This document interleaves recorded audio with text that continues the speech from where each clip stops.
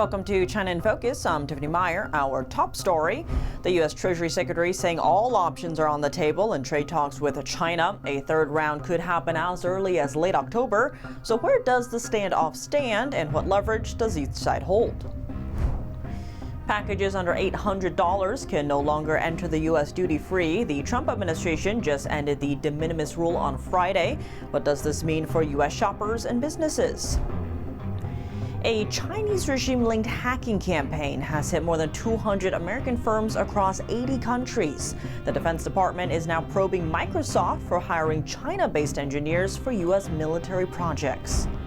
And 2 U.S. senators visiting Taiwan, praising the people for earning their place as an indispensable part of the global economy.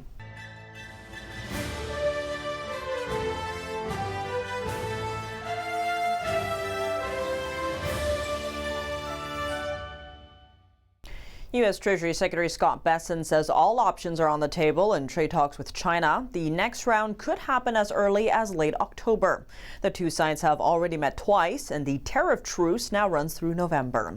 So where do things stand now, and what cards do both sides have to play? Here's what we know. What would happen if they didn't? Our college system would go to hell very quickly. Earlier this week, President Trump said U.S. colleges would struggle without Chinese students. He suggested letting in 600,000 as part of trade talks with China. However, the White House later clarified there's been no change to the current U.S. student visa policy. The 600,000 number Trump mentioned isn't new visas. It covers the total student visas issued over 2 years. Currently, about 270,000 Chinese students are studying in the U.S. On top of that, the Department of Homeland Security is now proposing new limits. Foreign students and exchange visitors capped at 4 years, foreign journalists up to 8 months, but Chinese journalists are only allowed up to 90 days in the U.S. China quickly pushed back against U.S. plans to cut visa durations for students and media. This is one example of how student visas have become a potential bargaining chip in U.S.-China trade talks. U.S. Treasury Secretary Scott Bessent said this week that all options are on the table in talks with China. The U.S. and China have already extended their tariff pause twice. U.S. tariffs on Chinese goods now top 55%, while Beijing's tariffs on American products hover around 32%.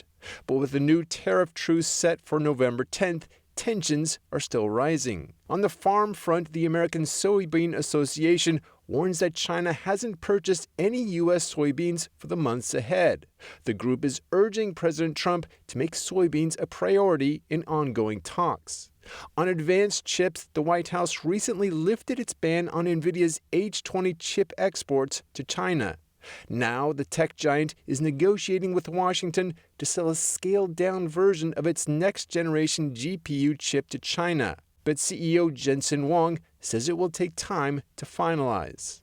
On rare earths, President Trump this week warned any attempt to curb exports of rare earth magnets could trigger tariffs of up to 200% on Chinese imports. He cited U.S. restrictions on Boeing aircraft parts, saying 200 Chinese planes were grounded as a result. On denuclearization, China called Trump's proposal to involve Beijing in nuclear arms talks with Russia unreasonable and unrealistic. This weekend, China will host high-level leaders from India and Russia. Just days ago, Xi told the visiting Russian officials that China and Russia should unite to lead the global South, countries in Asia, Africa, and Latin America that are seeking more influence on the world stage. Meanwhile, the U.S. is leaning on its allies to counter China's trade practices. In March, Treasury Secretary Scott Bessent urged Canada and Mexico to match U.S. tariffs on China, creating a fortress North America against Chinese imports. They have some cards. We have incredible cards, but I don't want to play those cards. If I played those cards, that would destroy China. Future U.S.-Chinese negotiations are expected to go beyond tariffs. They'll also cover technology export controls, investment reviews, and purchases of sanctioned oil. The Trump administration just ended duty-free imports for packages under $800. That's the so-called de minimis rule, which made it cheaper and easier to buy from overseas sellers, primarily Chinese platforms like Shein and Temu. So what does the end of the de minimis rule mean for U.S. shoppers and businesses? Let's take a look. The U.S. government ended the de minimis exemption on Friday. Packages worth less than $800 can no longer be sent duty-free from outside the country. But will that mean U.S. consumers now face higher prices?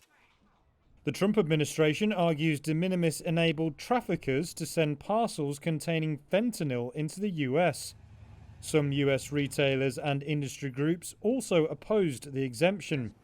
They felt it gave an unfair advantage to foreign e-commerce firms like Shein and Temu, as well as some third-party sellers on Amazon. De minimis enabled a cross-border e-commerce surge where US shoppers snapped up bargains like $12 dresses on Temu. Orders landed on their doorsteps free of duties as long as their packages were valued at less than $800, until May 2nd, when exemptions for China and Hong Kong ended. In fiscal 2024, 1.36 billion shipments arrived under de minimis with a declared value of $64.6 billion.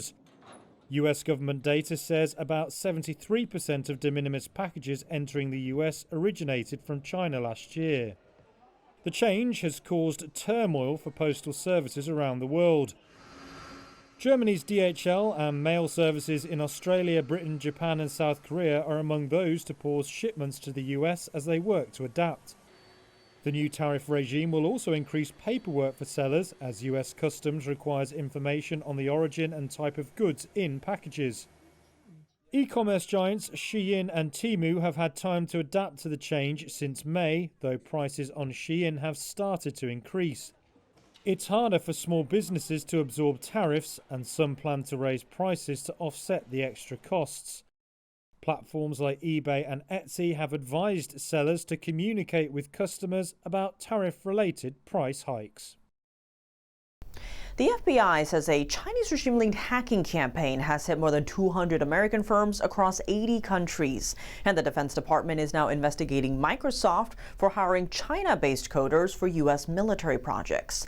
NTD's Washington correspondent Jack Bradley has more. Beijing's indiscriminate targeting of private communications demands our stronger collaboration with partners to identify and counter this activity at the earliest stages. 23 defense and intelligence agencies from the U.S. and around the world are laying out the Chinese Communist Party's playbook in hacking telecommunications companies. Chinese state-sponsored hackers spied on calls and text messages of millions of Americans since at least 2019. They also targeted several government officials like President Trump and Vice President J.D. Vance. This hacking campaign is widely known as Salt Typhoon. The FBI now says that the hackers breached over 80 countries. These actors conducted a significant cyber espionage campaign, breaching global telecommunications privacy and security norms. In another development, Defense Secretary Pete Hegseth says the Pentagon is now investigating Microsoft after learning that the company was using coders in China to provide tech support to the U.S. military. It was a program that was called Digital Escorts. Hegseth called this a breach of trust and a threat to the U.S. military's cybersecurity, which has been going on for nearly a decade. Did they put anything in the code that we didn't know about? We're going to find out.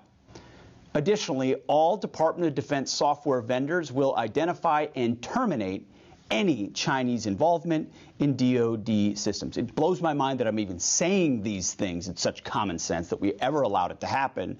Microsoft is a major contractor of the U.S. government, and they said last month that they'd stop employing China-based workers for U.S. military projects. And in another development, Texas Governor Greg Abbott signed a bill on Wednesday that bans nationals from certain countries from buying land in Texas. The new law applies to people and companies from countries that the federal government deems a national security threat, like China and Iran. SB 17 is the strongest law in the United States to prohibit foreign adversaries from buying land in our great state. Abbott signed 2 more bills targeting foreign adversaries, one criminalizing transnational repression or intimidation, and another prohibiting sister city agreements with those countries. Other states and the federal government are working to take similar action on the land purchase ban. Their concern is that the Chinese Communist Party is directing its companies to purchase farmland to gain control of the U.S. domestic food supply and set up shop for espionage near sensitive military sites. The Chinese owning of farmland in our country is a massive national security issue, and for the media, you can see the yellow is where all of the farms have been purchased over the last number of years, and the red is around all of the military bases. And this issue has been a concern for years, and it's bipartisan. Last year, the Biden administration, by executive action, stopped a large Chinese land purchase near a U.S. military base. Reporting by Jack Bradley, NTD News. The Trump administration is planning changes to the Department of Defense, including its broader strategic emphasis. Our Washington correspondent, Luis Adoro Martinez, has more on the story. 3, 2, آتش!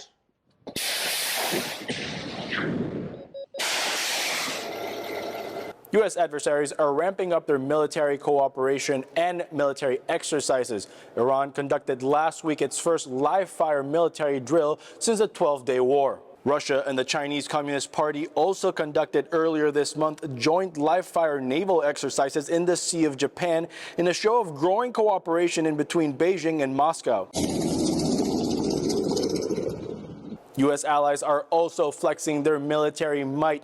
Canada, Australia, and the Philippines conducted live-fire military exercises in the disputed South China Sea shoal earlier this month. And the United States conducted water-crossing drills with the Republic of Korea, while Taiwan has tested their newly acquired U.S.-made HIMARS rocket launchers. The world is preparing for a potential war in the Indo-Pacific, and the Trump administration is preparing changes to its own Department of Defense. As I call it, the Department of War. You know, we call it the Department of Defense, but between us, I think we're going to change the name. You want to know the truth? I think we're going to have some information on that maybe soon, but I think because, Department of Defense, we won the World War I, World War II.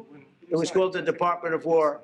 George Washington created the Department of War in 1789. Its name was later changed some 150 years later in 1949 to the Department of Defense. That change was intended to reflect the Cold War era national security priorities, which emphasized the defense of international allies and deterring Soviet Russia. It's not just about words. It's about the warrior ethos. It's about what the department is supposed to do. George Washington started the Department of War because he wanted us to win our wars. Our founders didn't want endless foreign entanglements. They didn't want endless contingencies and deployments. They wanted an empowered military that the handcuffs were taken off to fight to win. If the Trump administration goes ahead with its suggested changes of the Department of Defense, it would likely have to go through Congress as it did in 1949, and it would reflect a modern view of national security strategy, which emphasizes offensive capabilities as means of deterring U.S. adversaries. Reporting from Washington, D.C., Luis Eduardo Martinez, NTD News. Taiwan is in the spotlight. 2 U.S. senators are visiting the island. The move has drawn criticism from China. Here's more. The Chinese Communist Party continues to threaten, to pressure, and attempt to isolate Taiwan. These actions are unacceptable. A free country like Taiwan absolutely has the right to remain free and preserve self-determination. The people of Taiwan have earned their place as a respected and an indispensable part of our global economy. Senators Roger Wicker, and Deb Fischer arrived in Taipei today for a series of high-level meetings with senior Taiwan leaders. The lawmakers' duo are set to discuss U.S.-Taiwan relations, regional security, trade, and investment during their visit. The pair embarked on a trip to the Indo-Pacific region last Friday as part of efforts to strengthen U.S. national security interests. They have also made stops in Hawaii, Guam, and the Philippines. Beijing, which regularly denounces any shows of support for Taiwan, repeated its opposition to the trip. Coming up, allies are coming together to counter China's growing influence. The British Royal Navy aircraft carrier HMS Prince of Wales docked in Tokyo on Friday. More on its mission there. Beijing is preparing its largest ever military parade, marking 80 years since World War II ended. Leaders from some of the world's most heavily sanctioned nations will attend, sending a message of unity against the West. And a country in Asia facing a civil war is drawing attention for its rare earths and strategic trade routes. China is ramping up influence amid that conflict. We bring in a national security analyst to break down why the region matters. More on that after the break here on China in Focus. Welcome back to China in Focus. I'm Tiffany Meyer. The British Royal Navy aircraft carrier HMS Prince of Wales docked in Tokyo on Friday. It's the first ever visit by a foreign aircraft carrier to Japan's capital. The warship is leading a 12-nation carrier strike group with 4,000 personnel on an 8-month mission in the Indo-Pacific region. Japan is working to expand security ties beyond its alliance with the U.S., aiming to counter China's growing influence. With Tokyo looking to counter China, India is joining in to deepen economic and security ties with Japan. The two leaders agreed to boost defense cooperation in the Indo-Pacific over the next decade. The region has seen tensions before, including Chinese warships in the Sea of Japan and past clashes between Chinese and Indian troops along disputed borders. Let's zoom in. We have prepared a roadmap for the next decade. Japan and India have drawn closer as Beijing's influence grows in the region, but Indian Prime Minister Modi will visit China this weekend for the first time in 7 years. This comes after President Trump slapped 50% tariffs on India as punishment for buying Russian oil. Modi is expected to meet with Chinese and Russian leaders. He's there to partake in a regional security bloc meeting led by Beijing.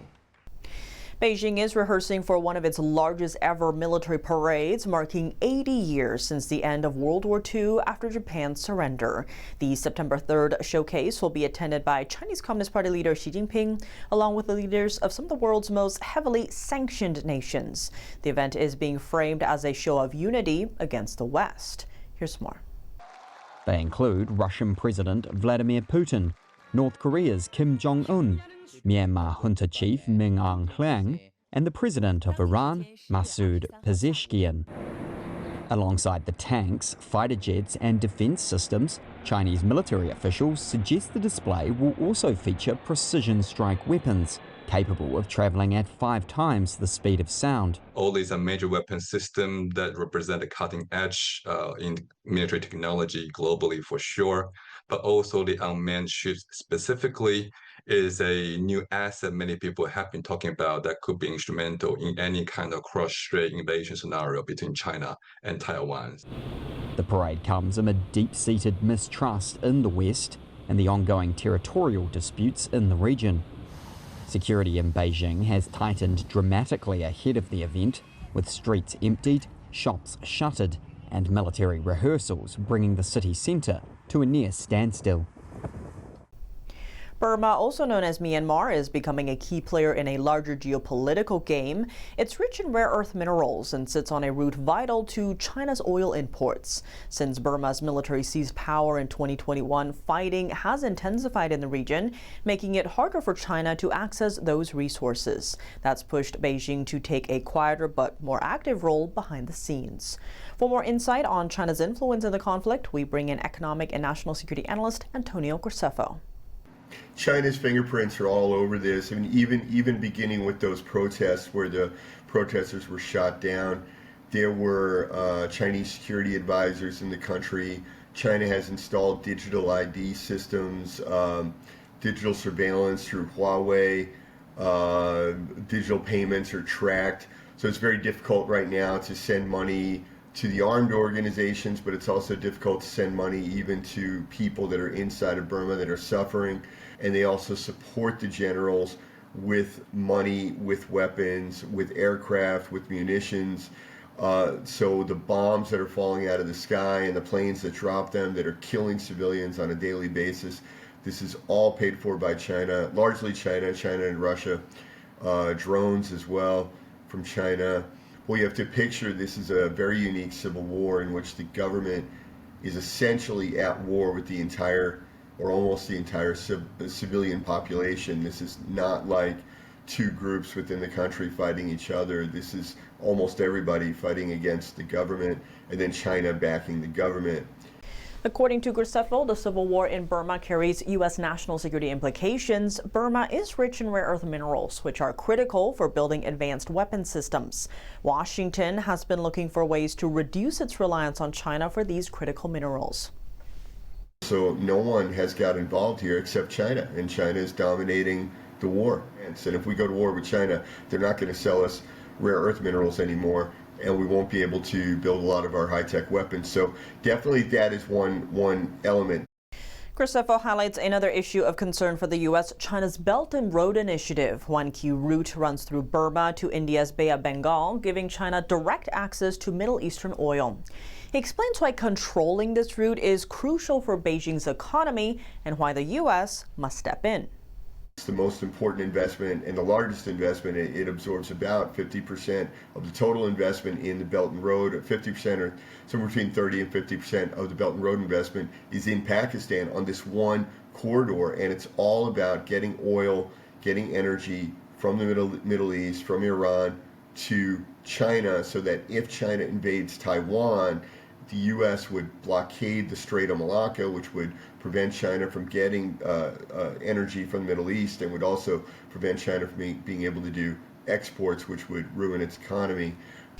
The conflict in Burma isn't just a local issue, with China backing Burma's military government, along with the region's rare earth deposits and a Belt and Road route running through the country. Together, these raise concerns for U.S. national security over developments in Burma. Analysts say Washington's response could shift the regional balance of power and affect the global supply of resources for defense. China's e-commerce and tech giant Alibaba has unveiled a new AI chip it says can rival U.S. technology. On Friday, the company said the chip aims to fill the gap left by recent U.S. restrictions on advanced Nvidia chips. This comes after the U.S. placed restrictions on Nvidia chip exports to China. In response, Chinese tech giants like Alibaba and Huawei have begun developing their own solutions. Chinese factories still face hurdles accessing cutting-edge chip-making technology due to the ongoing U.S. restrictions. Alibaba's new chip can replace Nvidia's H20 processor, allowing engineers to migrate softwares originally written for Nvidia AI chips. But the company notes the chip isn't designed for AI training. Instead, it handles AI inference, meaning it uses already trained models to generate or predict new information.